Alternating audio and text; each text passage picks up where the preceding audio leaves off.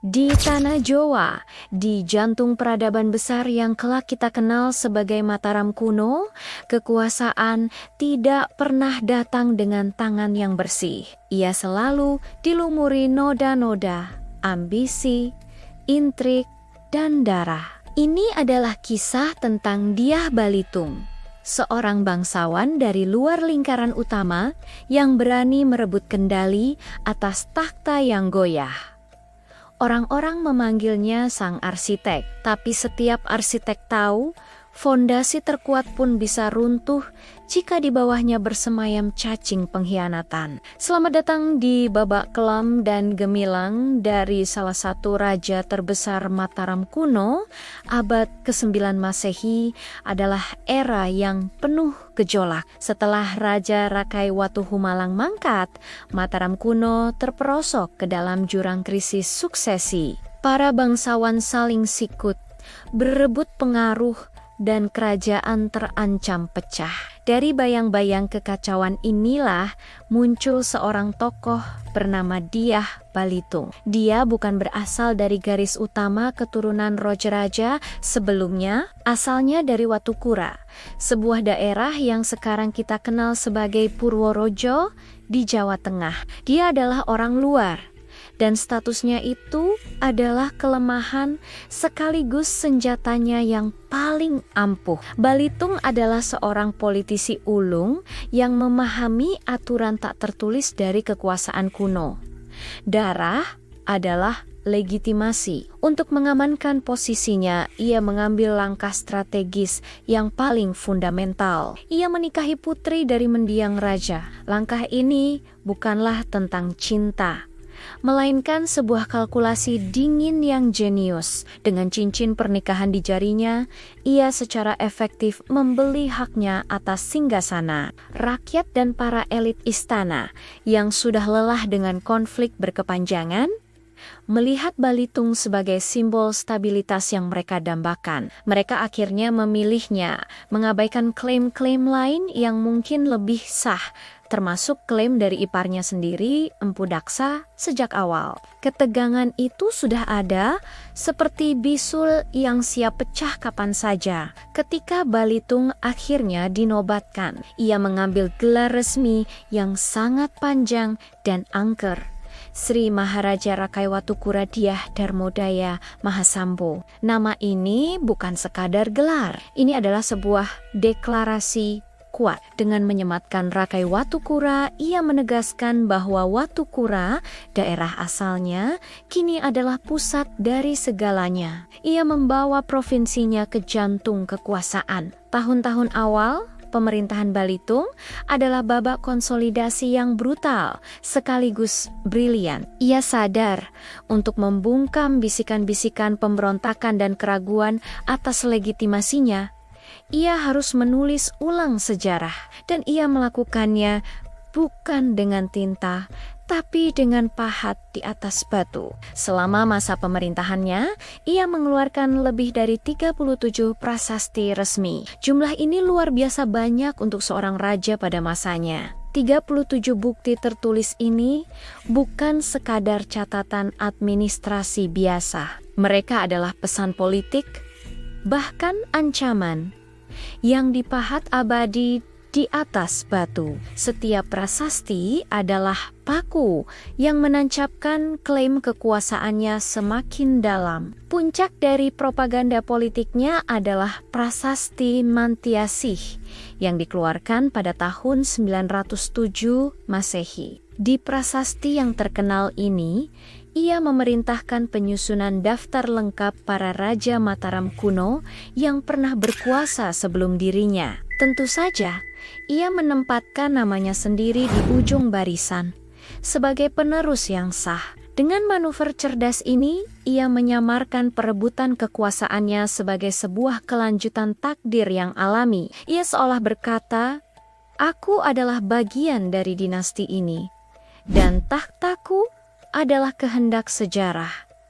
Namun, pengkhianatan adalah bayangan yang tak pernah bisa dihilangkan dari istana. Empu Daksa, iparnya sekaligus rival utamanya, tetap berada di lingkaran dalam kekuasaan. Alih-alih menyingkirkannya, Balitung justru melakukan langkah politik yang paling cerdas dan paling berisiko. Ia menunjuk Daksa sebagai Rakrian Mahapati Ahino, posisi yang setara dengan Perdana Menteri, orang nomor 2 di kerajaan. Ia sengaja menempatkan musuhnya di posisi terdekat dengannya. Sebuah strategi klasik keep your friends close, but your enemies closer. Sembari mengawasi musuhnya, Balitung mulai merombak struktur kerajaan. Ia menciptakan fondasi birokrasi modern yang kelak bahkan ditiru oleh kerajaan Majapahit. Berabad-abad kemudian, ia memperkenalkan sistem Tritunggal, sebuah dewan eksekutif tertinggi yang terdiri dari 3 pejabat utama, I Hino, I Haluan, dan I Sirikan. Ini adalah sebuah struktur yang rapi dan kuat, dirancang untuk memastikan bahwa kekuasaan tidak lagi terpikabila dan tersebar di antara bangsawan-bangsawan daerah yang haus kuasa. Kekuasaan kini terpusat di tangannya. Ia juga memindahkan ibu kota dari Mamrati yang penuh dengan kenangan konflik berdarah ke lokasi baru bernama Po Pitu yang kemudian disebut juga Yamapura, sebuah era baru yang dibangun di atas situs sisa trauma lama. Ironisnya, di balik citranya sebagai arsitek politik yang dingin dan penuh perhitungan, Dyah Balitung juga dikenal sebagai seorang pemimpin yang humanis. Ia tidak hanya membangun tembok istana, ia membangun untuk rakyatnya. Prasasti Telang dari tahun 904 Masehi mencatat salah satu proyek monumentalnya, pembangunan jembatan megah di atas Bengawan Solo. Jembatan ini bukan sekadar infrastruktur, ia adalah urat nadi baru yang membuka jalur perdagangan, menghidupkan ekonomi dan menghubungkan komunitas-komunitas yang terisolasi. Dan disinilah sisi paling revolusioner dari kebijakan Balitung muncul. Ia membebaskan pajak. Tidak ada pungutan sama sekali bagi siapapun yang menggunakan jembatan atau pelabuhan penyeberangan yang ia bangun. Lebih jauh lagi, ia memberikan status tanah sima tanah perdikan yang bebas pajak kepada desa-desa lokal yang ditugaskan untuk merawat dan mengelola fasilitas tersebut. Ini bukan hanya kebijakan ekonomi, ini adalah sebuah kontrak sosial yang cerdas.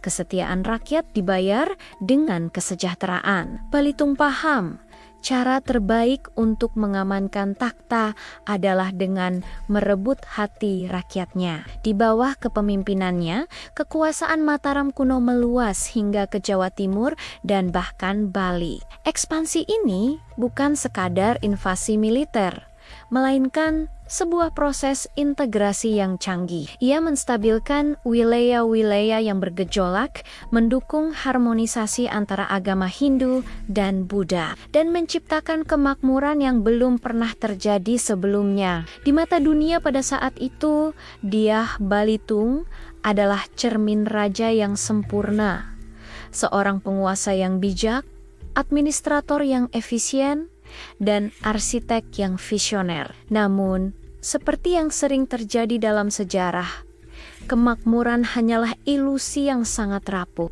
Di balik sistem Tritunggal yang ia bangun dengan susah payah, bahaya mengintai dari tangan yang paling ia percaya. Empu Daksa, sang Mahapati, tidak pernah lupa bahwa takhta yang diduduki Balitung seharusnya menjadi miliknya. Selama bertahan-tahan, ia menanti dengan sabar, mengumpulkan kekuatan, dan mencari momen yang tepat untuk menyerang. Konflik yang dipendam selama lebih dari 1 dekade itu akhirnya meledak. Prasasti Taji Gunung dan Timbangan Wungkal, catatan terakhir dari periode ini, berbisik tentang sebuah kudeta senyap yang terjadi di dalam istana. Detailnya gelap dan samar, terkubur oleh waktu, tapi pesannya sangat jelas. Empu Daksa berhasil merebut kendali. Dea Boletang, sang arsitek agung yang membangun seluruh sistem, digulingkan dari takhtanya sekitar tahun 910 Masehi. Ia lenyap dari catatan sejarah, seolah ditelan bumi. Kematian atau kejatuhannya adalah akhir yang tragis bagi seorang reformis besar. Ia membangun kerajaannya dari nol, menciptakan stabilitas dari kekacauan, tetapi ia tidak mampu melihat bayangan pengkhianatan yang tumbuh di belakang punggungnya sendiri. Kisah Dyah Balitung mengajarkan kita pelajaran abadi tentang kekuasaan. Anda mungkin bisa membangun fondasi yang tak tergoyahkan untuk generasi mendatang, tetapi Anda tidak akan pernah kebal terhadap pisau yang dihunuskan dari dalam lingkaran terdekat Anda. 37. Prasastinya tetap ada hingga hari ini, menjadi saksi bisu kebesarannya. Sistem birokrasi yang ia ciptakan tetap berdiri kokoh menjadi model bagi kerajaan terbesar di Nusantara, Majapahit. Warisannya adalah keabadian, tapi namanya sendiri terhapus oleh pengkhianatan yang paling pahit. Ia adalah arsitek yang pada akhirnya dihancurkan oleh ciptaannya sendiri. Dan di tanah Mataram kuno, tahta selalu menuntut harga yang jauh lebih mahal daripada emas. Terima kasih sudah menonton. Jangan lupa like, komen, dan subscribe untuk kisah-kisah sejarah menarik lainnya. Sampai